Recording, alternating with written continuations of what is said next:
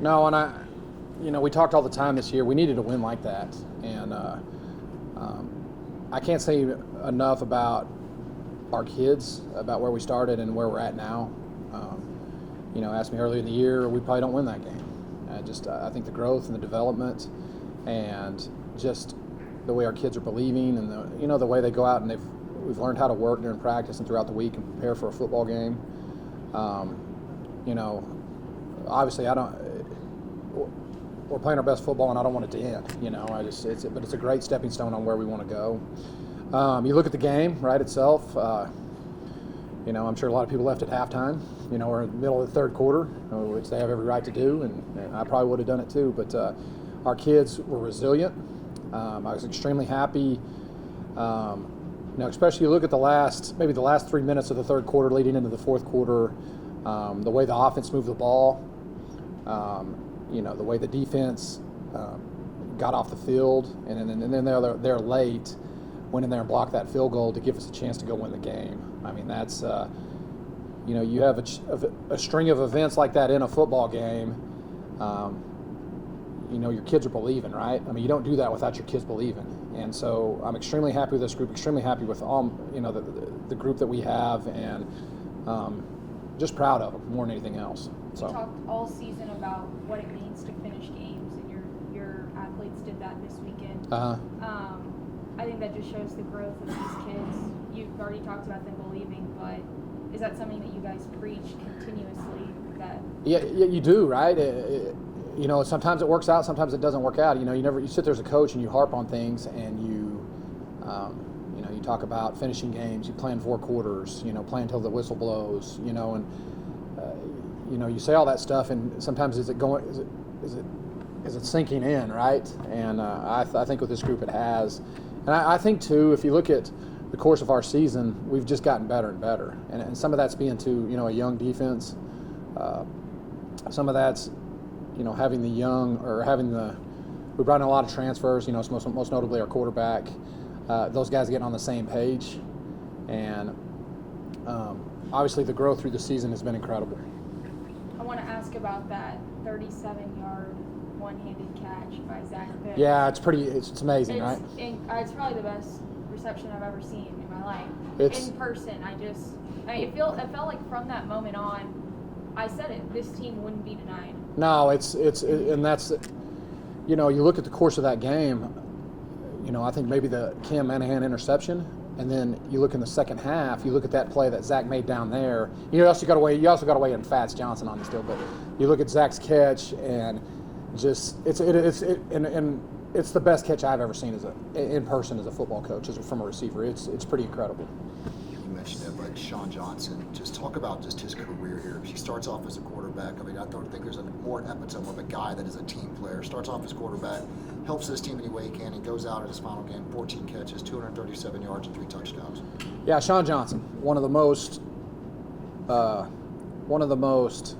sincere, one of the best teammates.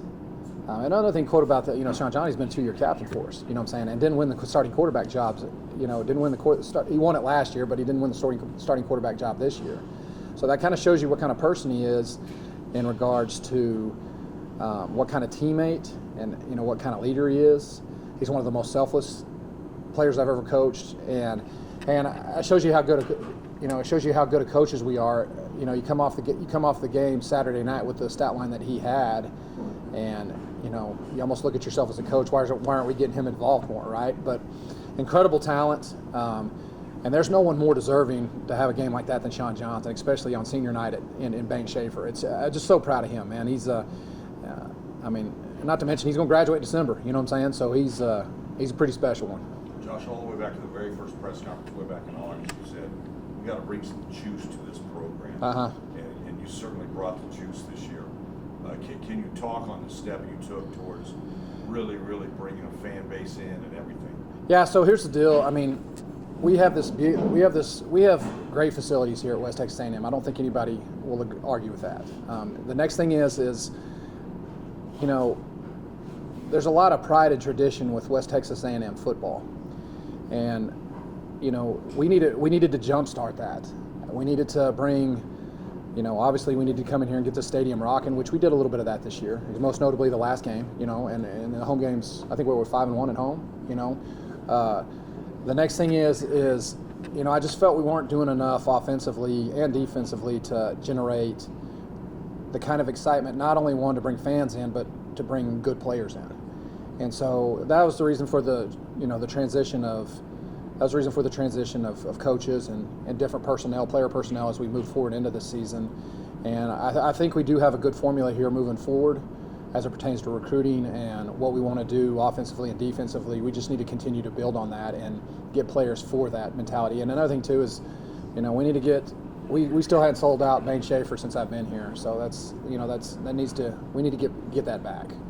Kind of building on that, you mentioned at the end of the year always brings them. Okay, now it's the turnover time. Kids are going to graduate, move on. What do you feel like is the biggest area you need as you go either to the portal or recruiting? Well, number one, I think the biggest thing for us this year, we're pretty young still. I mean, the grand scheme of things. I think some of our best recruiting might be right over there in that building. I'm talking about our football building. Obviously we need to make sure our kids are happy, and we need to make sure that they're doing what they're supposed to in the classroom so we can have them back. The next thing moving forward, I think defensively we need to be bigger. I think our overall team speed on defense and offense probably needs to get a little better, and we need to have a great offseason of building the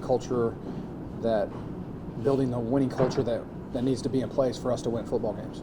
Is there a chance RJ gets an extra year, and if so, can you kind of explain how that happens? Yeah, sure. So, RJ, we hope the NCAA is going to a vote in January, and the vote is that a young man on the Division II level, he has 5 semesters to play football within he has 5 years to play within a 10-year semester window. Okay, if that happens, then RJ would come back and he'd have an extra semester to play football. Another semester to play football. It's 50-50 on that vote.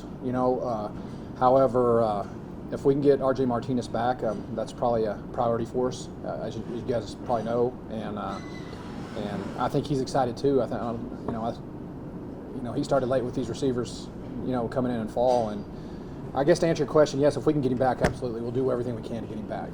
So. Pretty sure this program hasn't won 7 conference games since 2012. Just what does that mean to you? How special is that? That's big, man. I mean, you go in there and you look at the 2 non-conference losses, right? And those are really good football teams. One's a 4 seed right now, and then you look at Central Washington, who's an incredible football team. That's a conference game. Colorado Mines is a good program. And then you look at UTPB, which they've done an incredible job, and all those are good programs that we got beat by. And but to go in our conference, essentially we're tied for second in the conference right now. That's a big step from where we were throughout the course, and to win the seven conference games, that's a credit to our kids, and that's incredible, and that's a great stepping stone to build on. I want to go back to there, but every step you've taken, you built on it from your first year to now. Every year's been better. So what's that next step for this? Well, the next step is the next step is obviously is postseason, right? Or to win the Lone Star Conference, and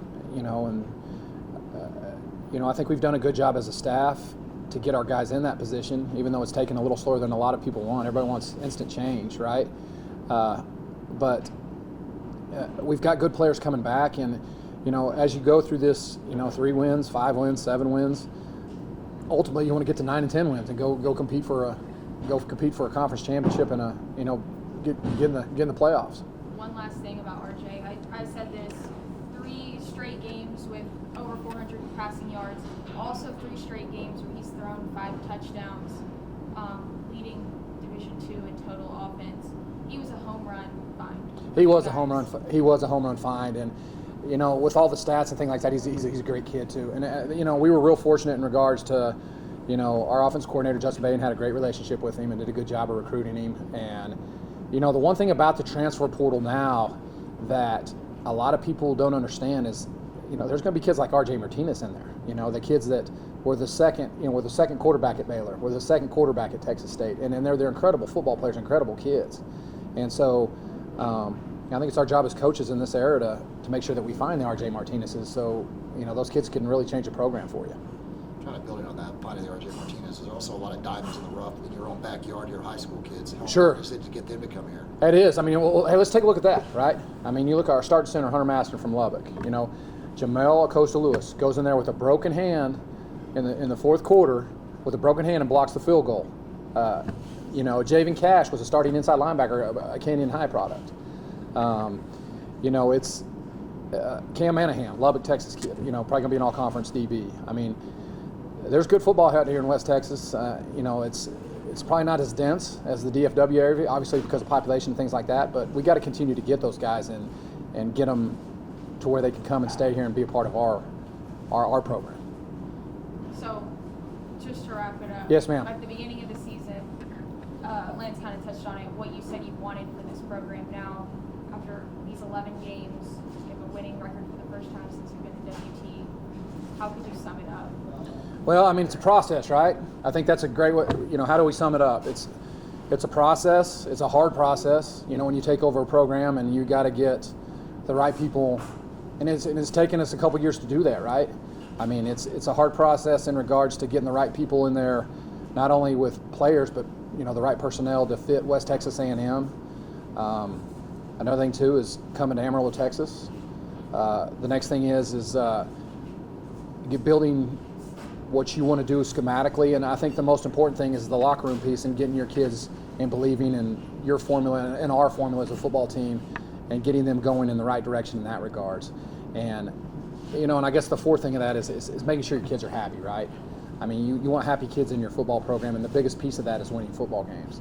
And so it's a hard process when you take over a program, but it's a very rewarding process if you can get it going right, and we still have work to do.